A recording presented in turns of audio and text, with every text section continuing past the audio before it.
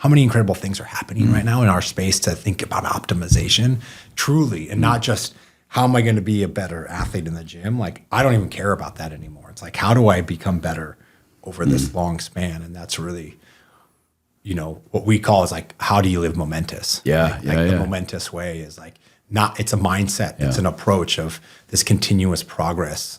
Hi, I'm Jeff Byers, CEO and co-founder of Momentous, former professional football player. And on today's episode of Everforward Radio, we get into a whole bunch of really awesome things, but mostly around brain health, systematic-based approach, and how do you really tailor and think about your performance in your own goals and in the context of you.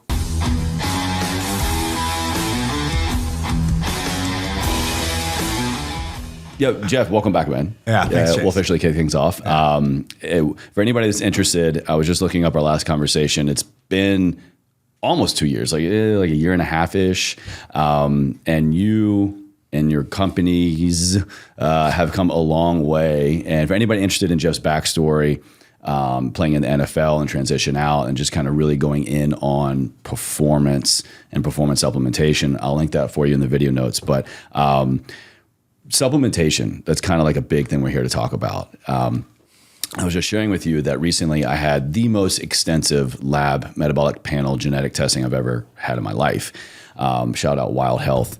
And it was amazing to me. I kind of pride myself on being someone, I'm active, I prioritize sleep, emotional health, I supplement, I eat well, kind of like 80-20. But even in that case, they were like, yeah, but more of this, less of that. Or even like, hey, there are good levels here, but we see some other things that might mean the quality of what you're taking has room for improvement. And so that was pretty eye-opening for me, which is, I know, a big target for you guys at Momentous. So, coming from someone who is in the industry to you who is targeting this in the industry is pretty wild. Yeah, the human body is the most complicated system in the world.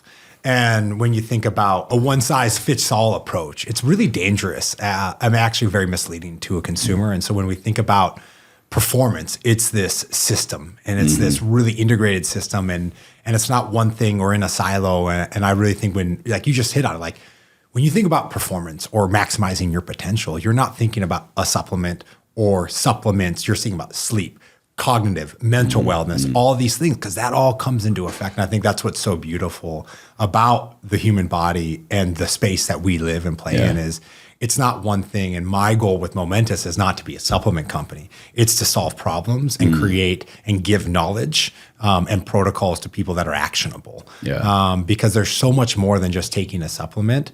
And that's not who I set out to be when we started what is now called Momentous. It was, how do we bring innovation and access and knowledge and best-in-class products to the consumer? Because what your blood work showed is you don't need everything. You only need certain things. And a lot of times what people find when they dig deeper is actually like, I don't know why I'm taking this BS. I need to take this BS, or I need to do this, or versus that, or which is very empowering. But also thinking about, what are your goals, right? Like, know thyself to serve thyself, know thy customer to serve. Like, how do we go a goal-based, like, if your goal is to truly be an NFL athlete, you're going to sacrifice a ton in terms of performance in other areas of your life.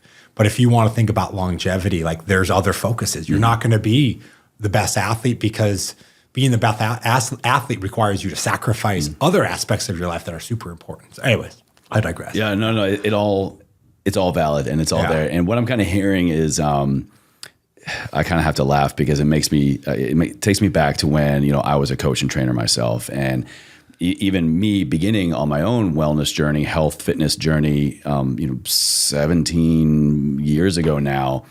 And I think most people can relate. We embark and we go down one path. We start, all right, I'm going to start working out. I'm going to start running. I'm going to clean up my diet. I'm going to, get on a diet for the first time. And what we find, I think most of us find months, years later, is that we're after what you were talking about, and that's just being a better human being. It's like, okay, cool, I got these things that I've learned how to maintain, a healthy weight or clean up my labs, or, I just feel better, look better in relation to my goals. But ultimately it comes down to, I want to think better. I want to have clarity in my memory, my focus, I want to be alert and alive to the fullest potential for training, but also for my partner, for my job, for my personal endeavors, for my kids, whatever. I think that's the end result we're all after. We just don't realize it yet. Yeah, and it's human nature. Like we think about how we evolve, right? Like we evolved for this continuous pursuit of how to live longer, perform better in all aspects of our lives. Like that's just our evolutionary biology of like the longer you can do, the longer you can live, the better. And we pursued that for so long, and we are still doing that. And it's in our DNA and in our nature to how do we be better, right? And how do we be better than the last and the last and the last? And I think that's this is what bonds us all as humans is like you go back and you think about like the ancient philosophers and what they say. It is all performance mindset. How do we be better, live better? And it's not one thing. It's the collection of the body of the human is really, really quite cool. And it is like, as you peel back the onion, and I think as society, right, has this light shown on it again around like, how does health and mental health and physical health and everything kind of work together? It's a really special time to bring it all back and really see the industry and the space and people care and realize like mental health and physical health are tied. Mental longevity and physical longevity are tied. And it's really important. And, I want to make these other people around me better. I don't want to create stress in their life, more stress. So anyways, it's a really cool time that we're in, and how much energy is going into, right, whether it's maximizing potential or maximizing performance, whatever we call it, of the human. Like we have this light shown on this right now in the space where you see it from Aura to Whoop to companies like ours to like all these crazy companies out there. I'm double dipping over here. Yeah, double dipping, exactly. It's how much smart bet at home. How many incredible things are happening right now in our space to think about optimization truly, and not just how am I going to be a better athlete in the gym? Like I don't even care about that anymore. It's like, how do I become better over this long span? And that's really, what we call is like, how do you live momentous? The momentous way is like, it's a mindset. It's an approach of this continuous progress of the continuous pursuit of progress. Kind of reminds me of another phrase that I know. Yeah, ever forward. That's exactly it, right? Live a life ever it's never forward, straight, but it's always, always forward. Anyway, so there's. You hit on something that for me has been a big priority the last 2 years, and working on that unique area of my wellness has yielded a cascade effect in pretty much every other thing in my life. Mental health. Can you kind of shine a light on when we're looking at training mental fitness, when we're looking at nutrition, supplementation, when we're focusing on getting a better brain, getting a better state of being, to change our viewpoint on the world or change our viewpoint on ourselves? Like in your opinion, how does that kind of cascade down to like, if I have better mental health, I'm going to be a better athlete. I'm going to be a better human performer. Yeah. So like, full disclaimer, not an expert. I like to surround myself by really smart people. But it all starts. But I know in your journey, you've had a lot, physical, mental, emotional. 100%. And I'd love to speak to my experience, but this is not my expertise. Yeah. But I'm lucky to be associated with great neuroscientists and mindset coaches, and mental health is the baseline of who we are. Like if we don't have our mental health, who are we? Right? At the end of the day. And I really believe the things that we do and the actions that we take all need to stem from mental health. Like again, like what's the point of being incredibly fit or live really long if you're miserable? And it all starts up top. And I think there's a lot of things that we're learning that affect mental health, right? I don't believe there's a lot of people call it like balance in life. I think there's boundaries in life because balance is like a never ending, but you got to put boundaries around things that you love. It's a dance, I think. It's a dance. It's a give and a take. 100%, and always will be. And so what I like mental health, it's the state of prioritizing you and the people you love, right? And making sure that there's really happiness and joy. And happiness and joy comes from a lot of places. But every decision that you make affects your mental health, whether you go to the gym or not go to the gym, whether you eat like crap or you don't. And right, we were designed to not always eat healthy, right? And like having a burger and beers can be really good for your mental health, and you should prioritize that sometimes. Like, right, I'll tell you for performance, like, hey, you shouldn't go out and drink with your college buddies, but that's not that's not great for your performance the next day, but it's one of the most important things you can do for your mental health. Yeah. Right. And if you're not mentally well, or you don't have love, joy, passion, purpose, what's the point of everything else? Because that's the purpose of living. So anyways, I think there's a lot of interesting things we're finding. And like, you talk to the neuroscientists and they're like, sleep is the most important thing. Like, Oh yeah. don't mess with anything else. Mess with your sleep, and it'll have It's the the biggest top of my impact. wellness hierarchy for sure. And it's also one of the easiest ones to affect change sometimes. Of like, Also, can you give us some examples there? I mean, I just like, we're partnered with Dr. Huberman and Stanford neuroscientist, and there's just so many easy. Never heard of him. Yeah, yeah, neither have I. There's so many easy things that you can do, right? Like it's like get 10 minutes of morning sunlight, right? That helps reset your circadian rhythm, and that natural light, how important that is. Of like that helps your sleep when you just think about some really easy steps around that, or just like don't bring your electronic device into the room, like that have such large impacts on it. And there's really basic supplements, but there's so many things around when to intake caffeine, when not to, and it's just like making cutoffs. But we know sleep is the absolute backbone in terms of cognitive health, cognitive longevity, right? But also mental well-being, et cetera. And this whole sleeps for the weak, it's not true, right? And there are freaks throughout history that haven't had to sleep. But what we know is sleep is the most important aspect of performance. And that doesn't mean sleep for 10 hours. That doesn't mean prioritize 4 hours. It's how do you get high quality sleep, and whatever that time looks like for you, I think is really important. So I think sleep, when we think about mental wellness, is really important. But also like mental wellness is about having a tribe, a community. Oh, for damn sure, yeah. And finding those people where you can open up and talk to, because we all have shit in our lives that suck. Right. And it's how do you have somebody to lean on that you can share, but also somebody that's just going to be there regardless of how low the lows and how high is the highs. No matter what. Yeah. No matter what. And it's hard to find that tribe, but like we need to prioritize that. Like we're a people of community. Right? Like we aren't lone animals, lone wolves. Like we've always had this community. Like that's how we evolved. Again, like we need that. And I think in our digitized world, like this is Jeff's perspective, like it's so easy to get removed from people and community. And it's hard for me and you to like, how do we bring this community back in and be like, you don't need 100 people in your clan. You need a couple, right? And that's all that you need. And you can have a big community, but like your tight-knit community, like just need a couple, right? That you can call, count on. But it's hard. We get so disconnected because we sit on Zooms all day. And like, I'm like, it's honestly super weird to do a live podcast show because I've been looking into a Zoom meeting and I'm like, I can't see myself. What do I look like? Do I look like an idiot right now? So No, you're good. But, you're good. But I think that's so, like, there's just so many things, but like, we have to prioritize mental health because that's what is at our core. Yeah. And what does it matter if, you look like, a Greek statue if your mental health sucks? Like it's like the reason why we do what we do and we should be pursuing progress is to make us happy, to live longer. And mental health is like, why live long if you're not happy? Oh, dude, yeah, I'm so with you. It's quality. Like I want to live a healthy, long life, be here as long as possible, but I only want it to be as long and as quality as possible. Yeah. I joke with my wife. I was like, as long as I'm still wiping my own ass, like I want to be, in it for the long haul, but I want to be here. I want to be physically, mentally, emotionally here. I want to, be able to look at my wife if, she's still alive. Hopefully so. I want to look at my kids, my grandkids. I want to look at the world around me and like be able to really take it all in.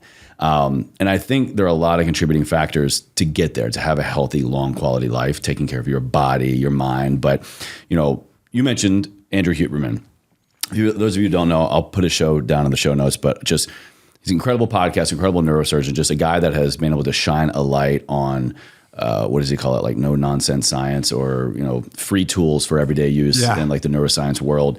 But I find it really interesting. I don't know if it's just like awareness theory now, but someone like yourself, running a company, Momentous, you've partnered with a neuroscientist. You have a lot of great performance supplements.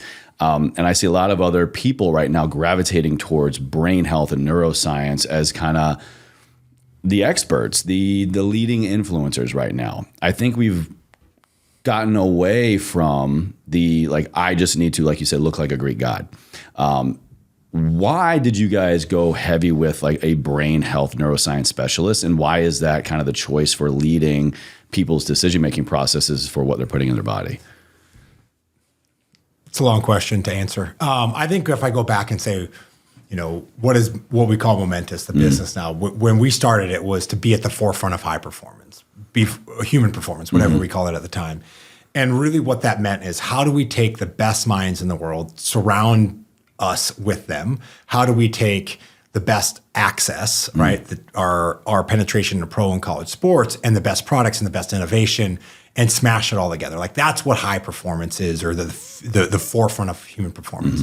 And Andrew, just as the stars aligned, was this huge up and coming star in human performance and optimization. Yeah, in the last like 2 years, 18 months. Yeah, really. He started, probably when we first met. It was like when Andrew really started to get there. But he's a Stanford neuroscientist and is just incredibly passionate about human optimization. Like, his expertise is in the eye, ophthalmology. Yeah. But he has this broad breadth of knowledge and passion, but he also has been able to, right? He gives like master classes on subjects. Oh, and truly, yeah. And it's, what are the behaviors, what are nutrition, or what are supplemental, like, how are these things cascading of, like, these are the things you have to do first.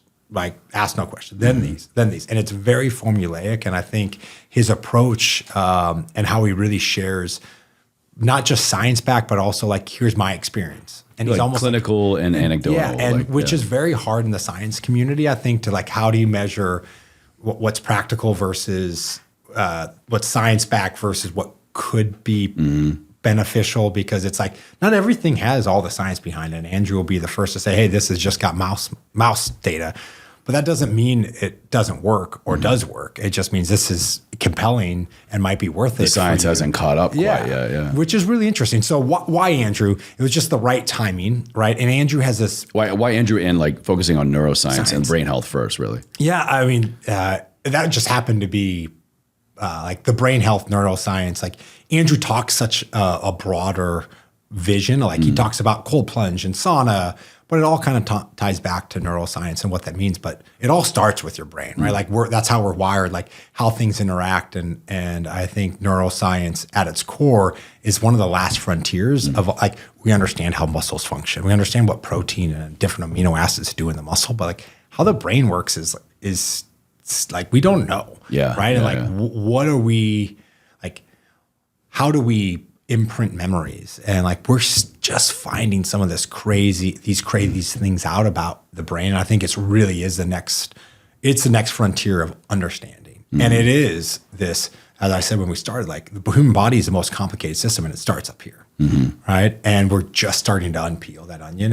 And for me, it was, okay, brain health is the core to the systematic based approach, right? Yeah. The brain, the function, it all starts with there. If you can start cascading down. And I think also when we think about like who our core customer is, it's like, we call them this like optimizer, right? And we have this athletic minded optimizer, and we have like this health minded optimizer, and they both roll up into the optimizer. But it's like that person who's continuously seeking improvement every day, like continuous improvement. And those people care about this more than anything. And it was just really natural to partner with Andrew on that, but also partner with Andrew on a broader array of how do we think about human performance in a system.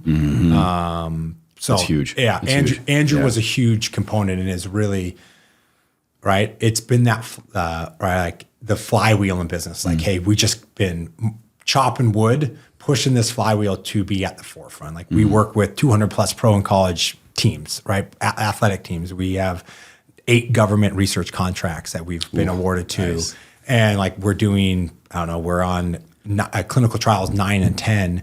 We're developing new you guys new are moving. products. Wow. Yeah. So like, we have a lot of crazy things going, but like, that's all part of it. And like, why do people like Andrew and other experts, right, want to partner with us? Because we've been living the walk of high performance and human performance. Of like, hey, we want to do clinical research. Don't know the answers, but we're going to find them, right? Or we want to innovate new products. We don't want to do how it's always been done. We want to do it better than it's ever been done.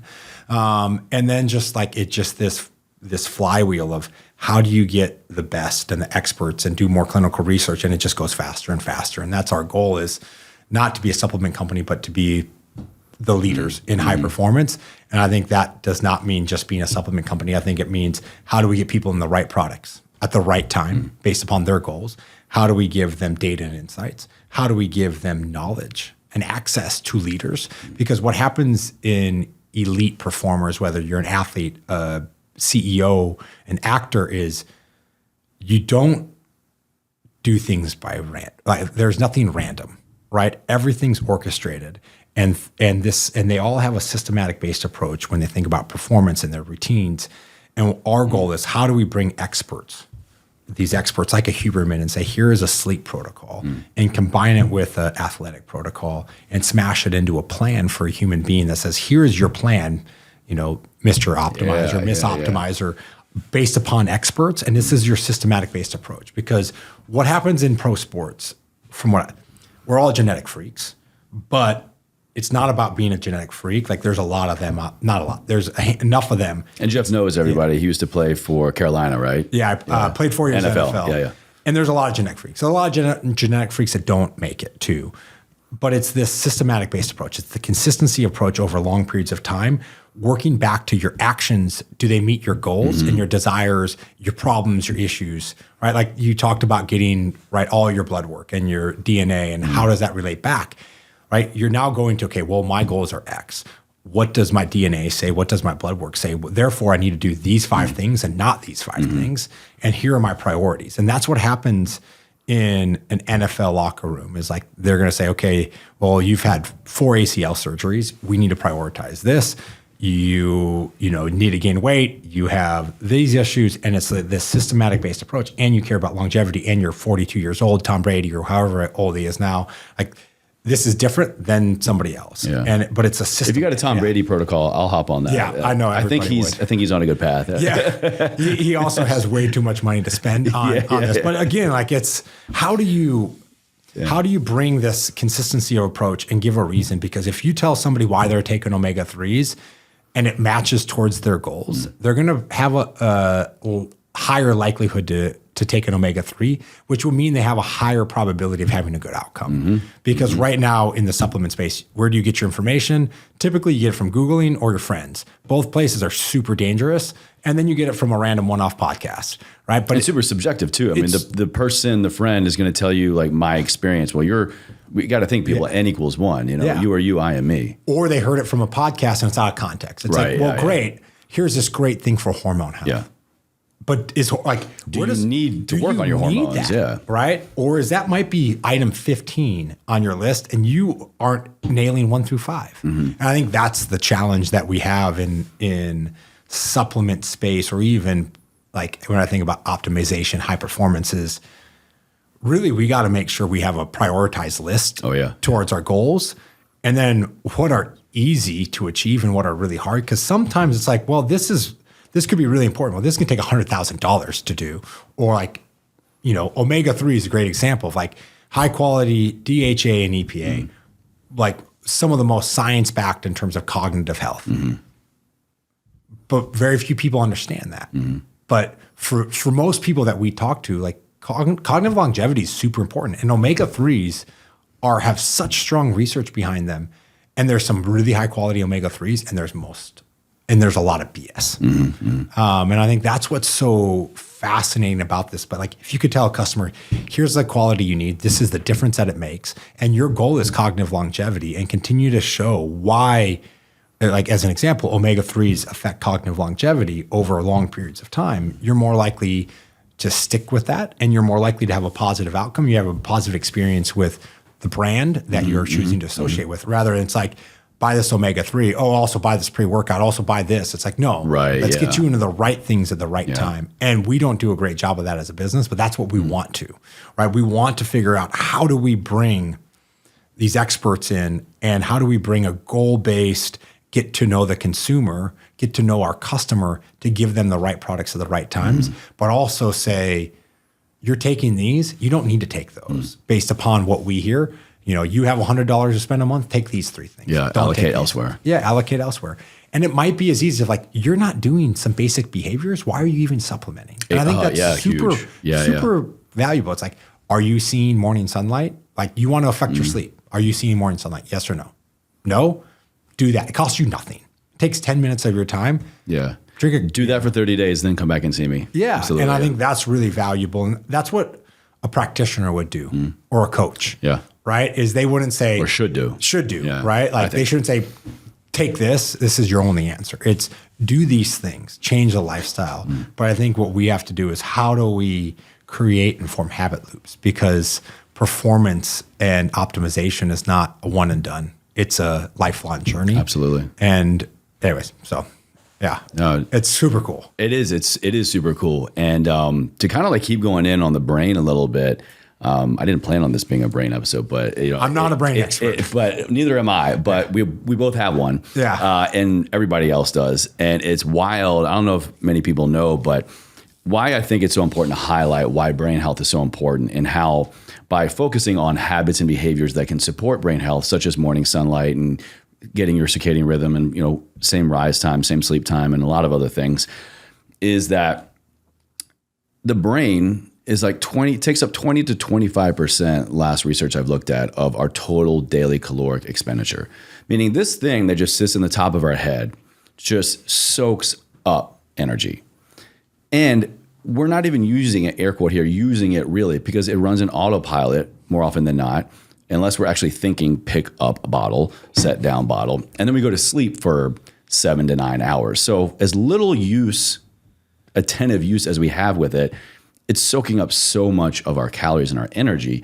So if that isn't a big, like a good red flag for people to want to focus on brain health, just think about that. This thing that soaks up all that energy and is the driving force behind what you're doing when you're awake and when you're asleep, why wouldn't you want to focus more on brain health? Yeah. I mean, for me, it's no brainer, no pun intended, but. Yeah. And it's ultimately what can drive so much more. Like our brain dictates our hormones. It dictates our motivation. It dictates our motivation to work out, to procreate, to all of these things that are so important and natural for us as human beings.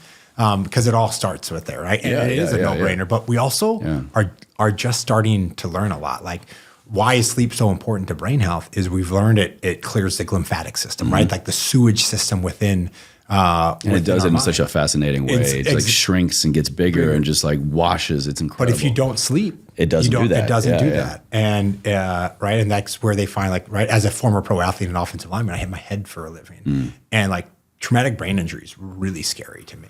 And it's one of the things that if you were to say, what are your goals? It's like brain health, not even brain health, cognitive longevity.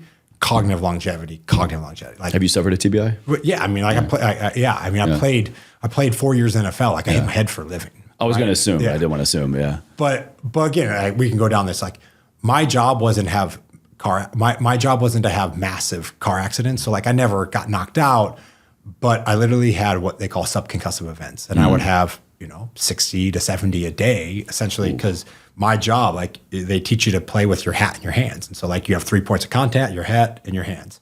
And that is the same thing they see in the DOD of like shooting a gun in the Department of Defense. Shooting a gun in closed space is a subconcussive event, right? Like you're creating, it's not concussive. Oh yeah, I got tinnitus from my active duty. So it's not like you're going unconscious or you have a concussive event where you have memory loss. But that act, right, is constricting and not allowing our brains to flush. And it's this compounding effect. And that's what I was going to say. It's small, but it's compounding. That's crucial. Yeah. And your brain doesn't heal except for when you sleep and do some other activities.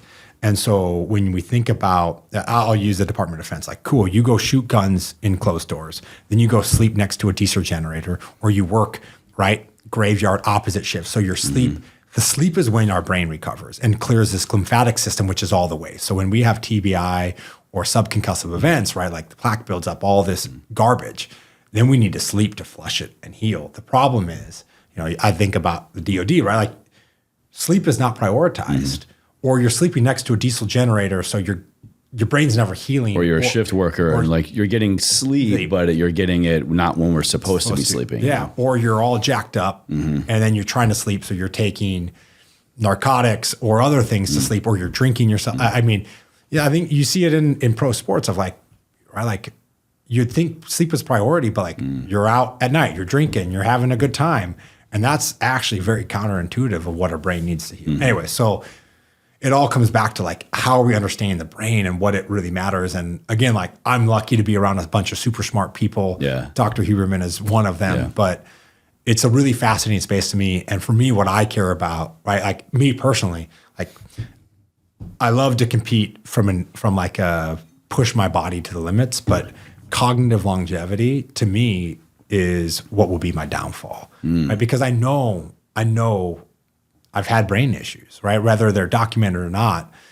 And what can I do to push that out? And what are the easy, clear things? Yeah. Right? Sleep, right? Happiness, right? Like challenging my brain of like, somebody once told me, and this could be complete BS, but like, you got to figure out how to keep challenging your mind. They're like, drive home a different way, right? Yeah, every once little in a while, things. right? The little things. I'll brush my teeth with the opposite hand. 100%. I'll try to do like little tasks with my non-dominant hand. Yeah. And I have no idea. I don't even know who told me this. Yeah. But it's like, keep challenging your brain in different ways so you're firing new neural pathways. I heard a lot of these things from Jim Quick, and I trust Jim. Yeah. It's kind of his thing. Yeah, exactly. Yeah. So I mean, it's like, and maybe that's I don't know who knows who I heard it from, but like those are the little things that are like easy. It's like, all right, well, I'm just going to turn off my maps and see if I can get home. Oh yeah. Right. Because we get on autopilot, and the brain works great on autopilot, but we need to continue to challenge it. So those things can help my cognitive longevity, right? Like omegas and creatine, cognitive longevity. Like nobody thinks about creatine as a cognitive tool, but it really is. Take your creatine, kids. Take your creatine. All right. It's not a bodybuilding strength training thing. And one of the most tested and clinically proven substances for decades and decades and decades. It's just got this crazy, ugly, because it's used so heavy in bodybuilding of like, people are dying because they're taking creatine. You're like, what? Right? Like that. I don't know if that's possible. Right? Like, I don't know. I don't either. But like that. But like I remember in high school, it's like, creatine will kill you. Right? And now it's like it is literally more research than almost any drug, if not all drugs on the market. Creatine of what it does and the impacts it has on cognitive performance, but also like just a basic building block in the body. Yeah, it has huge benefits to a strength athlete, to an endurance athlete. To a stay-at-home dad or mom, I mean, to daily living in a strong way. Right. It's really anyways. And creatine is a commodity, right? Like there's CreaPure is like this patented best form. And we have a creatine and a lot of other people have the exact same creatine, right? But it's a basic staple. But again, it's how do we provide the knowledge on why you take it is important. Because creatine is honestly creatine. Like I wish... Creatine monohydrate, creatine monohydrate. And like you will see like all the top brands, CreaPure, like we have a little logo on the back of all of our packaging because we all get the same shit from the same place. And we all should because they have the patent for the best creatine monohydrate known to man. You bring up another good point, and that's really, you've kind of, I don't think you've said it directly, and that's, the mindset around what we're taking and the why we're taking certain things. Again, kind of going back to my health coaching days here, I would go over labs with people, and we would use that in conjunction with the fitness and nutrition plan we would have for them on their own, but also with their primary care provider.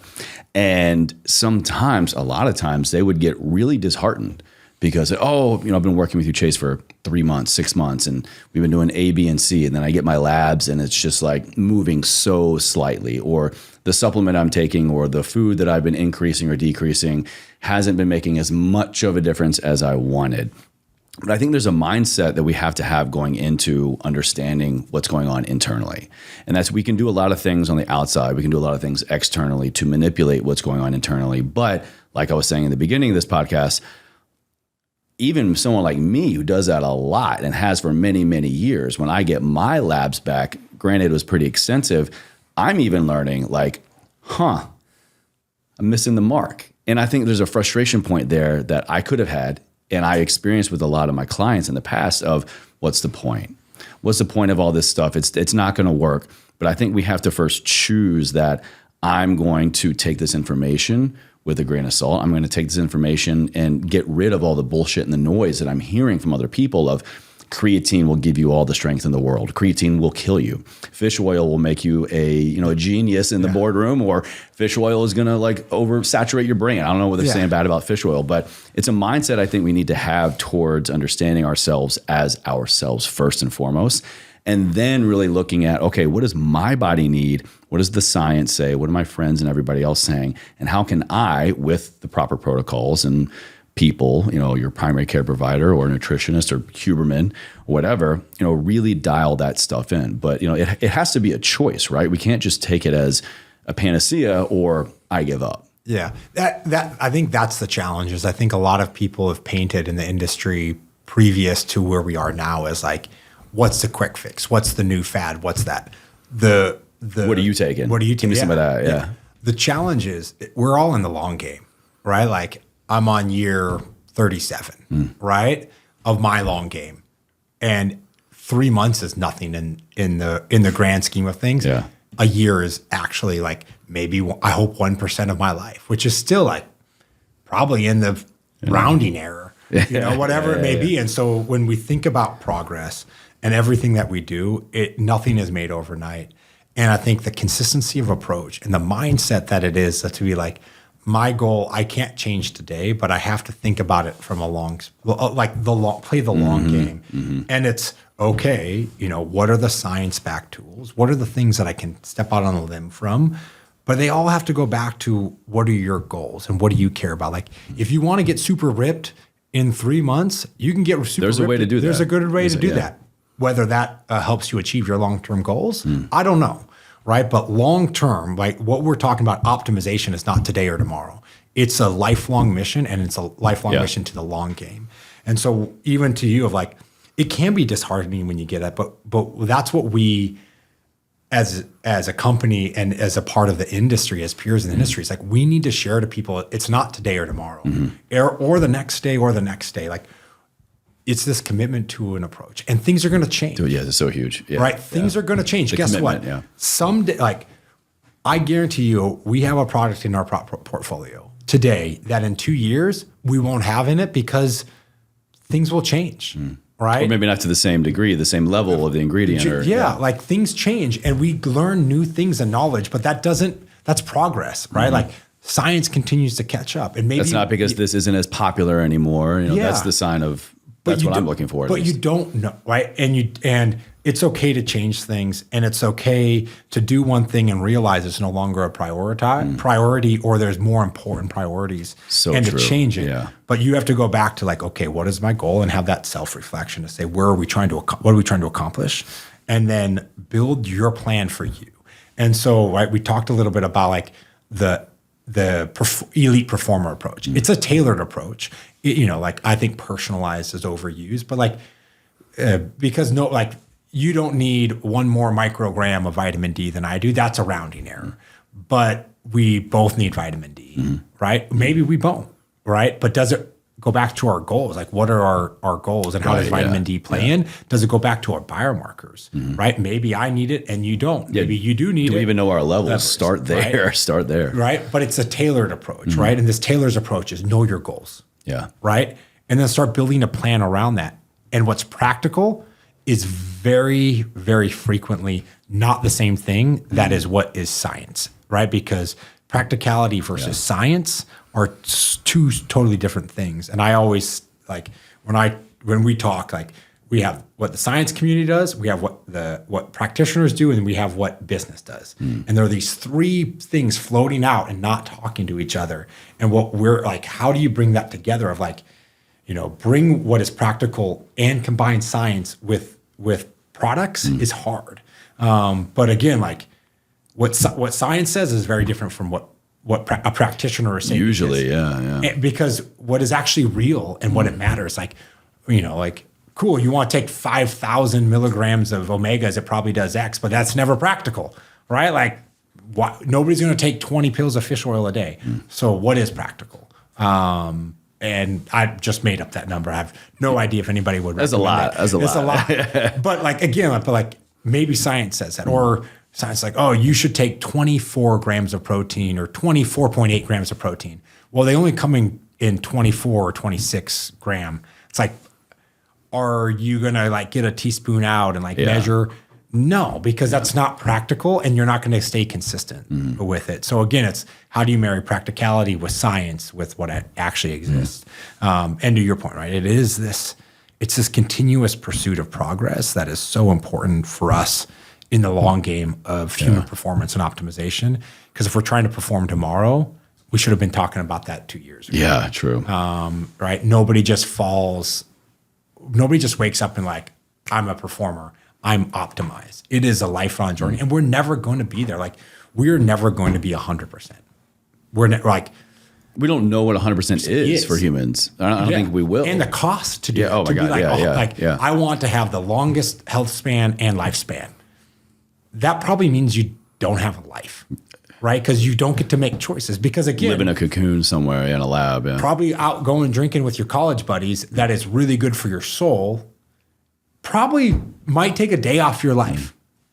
But what's more important, right? Like to live a day without joy or to live or to not live. I don't know. Like that's where it's like everything's a give or take and it's a like quality of life and health span and lifespan are really important, but you can't do that and live in a cocoon and have no joy, no passion, no purpose. Because if our purpose is just to live really long and live really healthy, then we miss the why. And all of us, right? Like you go back to all the great performers of like a Muhammad Ali or, you know, the great philosophers in ancient Greece of like their why is so strong. Shout out my man, Marcus Aurelius. Yeah. But I mean, like there's all why and purpose, and we all have purpose and why. We sometimes struggle to find it and remember what it is, but like that why is super important. And we got to find the why of why are we trying to perform? Why are we trying to optimize? Is it to have more joy? Is it to be a better father, a better wife, a better husband? I don't know. Or be a better me now so that I can be the best versions of all those things that I want to be or think I could be. 100%. But you got to start with who you are here today and make that the best person to live in joy, to live in purpose. So that, you know, I really think the more we focus on ourselves, not in like an egotistical way, but how do I, Chase, you, Jeff, get better here today is going to be the compound choice. It's going to be the choice to give us the compound effect for being the best person we can be tomorrow. And oftentimes, I don't know if I'm alone in this, but I didn't even really know what I wanted to do or how I wanted to do it until I optimized myself so I could be literally here in clarity of thought, mind, body, soul to really figure out, oh shit, like I do have a lot of choices. Like I can be whatever I want to be. And now I have the cognition and the volition and the joy and the why to put one foot in front of the other to make all this stuff happen. Which is a perfect transition into what I want to ask you, my final question, man.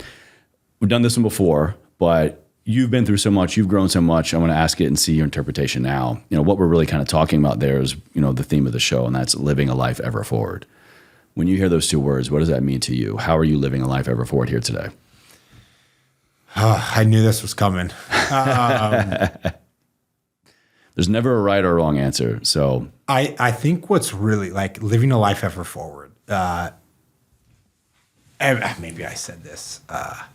I said this on the last one, but I have this great analogy that I call it from football analogy. The ball always gets snapped, and whether you're ready or not, right?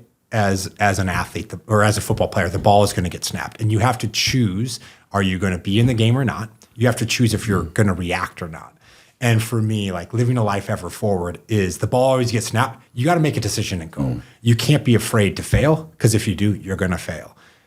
And you're going to fail sometimes too, right? But it's not about failing that one time. It's about knowing the ball is going to get snapped again and again and again. And you're going to have to react. But it's the journey that makes it. And so, I don't know. Like I don't know where I picked this one up, but like to me, I try to live my life where the ball is always going to snap. I got to make a decision. I got to react. I got to move. And I don't have time. I got to go get ready to snap. I got to have a really quick, they call it in sports of like a really short memory, right? You got to learn, but you got to have a short memory, because that loss, if you let it linger, it's going to make another loss and another loss. And so it's like this quick reset. And I think that's, for me, what does it mean to, live a life ever forward? It's always be ready for the ball, always know the ball is going to be snapped so you can be ready to react, because you don't always get to plan. Yeah. And you don't know what's going to come. You don't know what the person across from you is going to do. And that's okay. That's called life, right? And being ready to go. And then I would say the next thing is, one of the big things I've learned, and I think about really high performers and what separates high performers from kind of high performers, is their ability to surround themselves with other people. Oh yeah. Right? Your ability only takes you so far. And then if you want to unlock that hatch and climb through to the next level, you need somebody around you to challenge you to think is this the right priorities, or here's some new knowledge, right? That allows you to climb through that hatch to see a new version of you. And then you're going to climb and you're going to plateau again. And you need to surround yourself with people, and you need to go seek that. And they're really great elite performers, elite optimizers, are those people seeking support and knowing that I can only take myself so far. I need help to go a little bit further. And I think that's a huge thing that, people don't understand, of raising your hand and asking for help is actually one of the most important things to live a life ever forward. Anyways, I gave you two things here. No, man, it's never a right or wrong answer. Like I say, every interpretation is so appreciated. And I'm curious now to kind of go back to your last episode and to hear what you said and kind of, reflect and not compare, but just listen to the differences, because especially as I have people back on the show that have been on before, it's really cool to hear a different answer, because you have been growing, you have been applying, you have been putting one foot in front of the other, you've been staying true to your why and growing another one. So I don't want the same answer. I really should have listened, because it probably would have given me. I have no idea what I gave. No. Well, Jeff, this is my pleasure, man. So glad you're able to join us here in the studio. And congratulations to what you guys are doing over at Momentous. And it's been really helpful. I've been talking with people on your team there, and you guys have been so helpful in kind of aligning my new information, like I said, with all these new biomarkers. And, as a guy who thinks he's got stuff pretty dialed in, I'm growing, I'm changing, I'm getting older every day. And so it's pretty naive for me to think the same shit's going to cut it like it used to. So you guys have been really, really helpful in helping me kind of narrow down with this new information, like I said, of, all right, maybe chase a little bit more of this, a little bit less of that. And then the real life behind it, but also the science. So I've been impressed, man. I've been real impressed. Thanks, Jason.